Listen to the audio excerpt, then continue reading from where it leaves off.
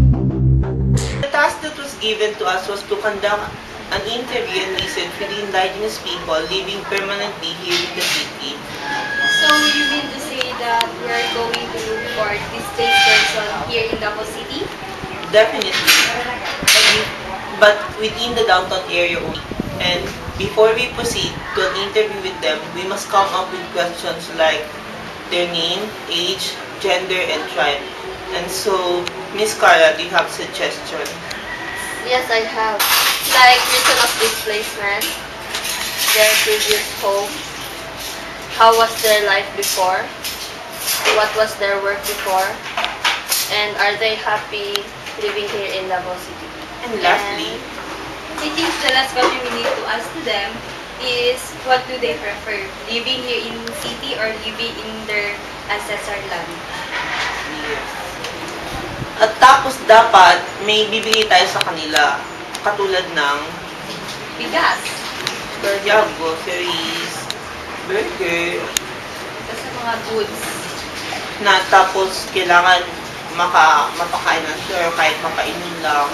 Di ba? Tama. And Yeah, we're done. pagluto.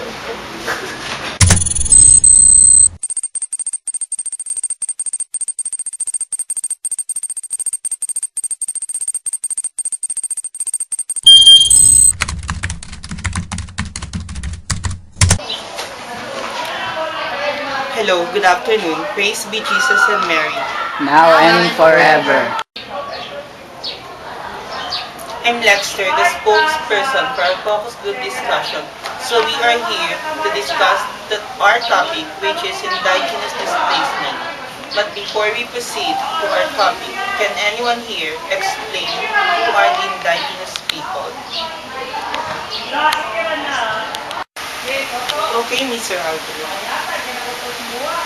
Indigenous people are a group of people or homogeneous societies identified by self-ascription and ascription by others who have continually lived as organized communities on community-bounded as defined territory and who have under claims of ownership since times immemorial occupied, possessed and utilized such territories sharing common bonds of language, custom, tradition, and other distinctive cultural traits become historical differentiated from the majority of Filipinos. Very good, Mr. Albert. So it is estimated that there are more than 370 million indigenous people spread across 70 countries worldwide. Practicing unique traditions, they retain social, cultural, economic, and political characteristics that are distinct from those of the dominant society in which they live. Here in the Philippines, there are more than 40 different ethnic groups. Each group has a distinct culture and language. Several of these ethnic groups can be distinguished as tribal groups. They are indigenous groups who still live in a rather traditional way. Each group lives in a specific region on one of the islands. They have some characteristics. Can you give a characteristic of indigenous people, Miss Tia? They tend to have small populations relative to the dominant culture of their country. A common characteristic of indigenous peoples in the Philippines is their close attachment to ancestral land, territory, resources. The worldview that land is life is deeply embedded in their existence. You're right, Gia. Well, land for them is the territorial base that is indispensable as the living space for the community and its sources of food and other needs. And and is directly related to their culture and immediate environment. Well, indigenous peoples often have much in common with their neglected segments of societies. Example, lack of political representation and participation, economic marginalization and poverty, lack of access to social services and discrimination. Despite their cultural differences, the diverse indigenous peoples share common problems also related to the protection of their rights.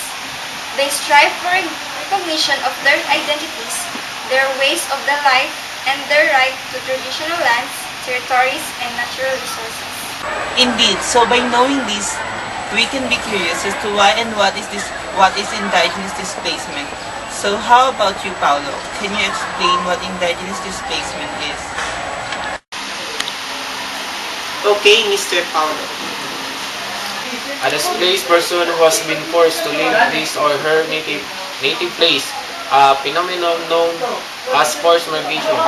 Most of the victims of war and political refugees. One of the most significant threats facing indigenous peoples identified in the publication is the displacement of indigenous people from their lands, territories, and resources. Right. Thank you, Mr. Paulo. A forced migrant who left his or her home because of political persecution or violence but did not cross an international border is commonly considered to be the less well-defined category of internally displaced person or IDP and is subject to more tenuous international protection. The forced displacement of a number of refugees or internally displaced persons, according to unidentifiable policy, is an example of population transfer. Well, indigenous people are displaced from their traditional territories. They often end up as poor urban migrants. And in the urban setting, they live in dismal condition without adequate shelter, jobs, or basic social service. They cannot afford expensive housing, do not easily find jobs, and even low-paying jobs are out of reach because in most cases, they lack formal education. Precisely. Miss Gia, can you give some problems of indigenous people who are displaced? Okay, Miss Gia. According to some research, some of their problems are land rights in law but not in the reality. These lands are often leased out by the state and mining or logging concessions without consultations of the indigenous peoples. The lack of legal security of tenure remains a crucial issue for the indigenous people almost everywhere. Lack of respect and resources cause a critical education gap. Numerous obstacles to education. Ethnic and cultural discrimination at school are major obstacles to equal access to education, causing poor performance and higher dropout rates. And poverty of malnutrition. Poor and nutrition is one of the health issues that most affect indigenous peoples around the world. In addition, circumstances of extreme poverty. Indigenous people suffer from malnutrition because of environmental degradation and contamination of the ecosystem in which indigenous communities have traditionally lived. Loss of land and territory and a decline of abundance and accessibility of traditional food sources. Oh well, we interviewed with the indigenous people who are displaced in their places. Based on our interview, can you explain what is their problem, Miss Carla? Based on our interview, their problems were not that overrated than our research. Like the girl that her tribe is Bilaan. She left her family because of their tradition. According to her, if you're going 14 years old, your family force you to marry one of the members of the tribe. But that's not only the reason why she left. She said that she wants to help her family in financial because their life there are not so easy. It's so hard to live in their province because you can't earn money easily. Just only 20 pesos are hard to find. You need to work hard, but they have the abundance of food because food in their lands are not in scarcity. Thus, they don't suffer in malnutrition. You're right, Miss Carla. When she is here in the city, Cute pala. she can find a work easily than in their province. Like being a helper of some family, she can work by on her good. She can go to school or being a working student, but it depends to the one who help her. Though it is not a professional job, but it can help a lot to her.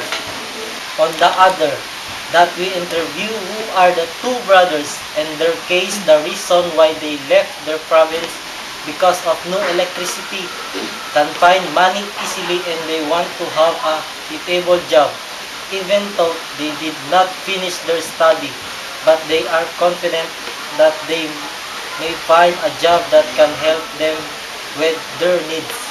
Oh, that's why some indigenous people leave their province because of their some reasons. And as what we can tell, if the reason is much more in the financial side and not in the war situations in their native lands, they want financial stability for their lives. And another reason is that they don't want to practice their culture like the fixed marriage thing in such an early age.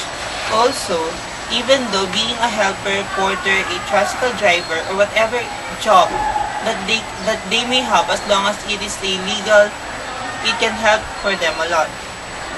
In their own ways, they also strive and want stability in their life, just as we do.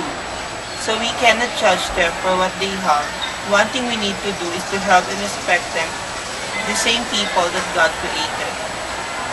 Even though they are unindigenous people, there is no black and white. Indigenous people or not, in God's eyes, He sees all of us on equal footing. So I think that's all for today. I hope that we learned a lot. Thank you everyone and God bless us all.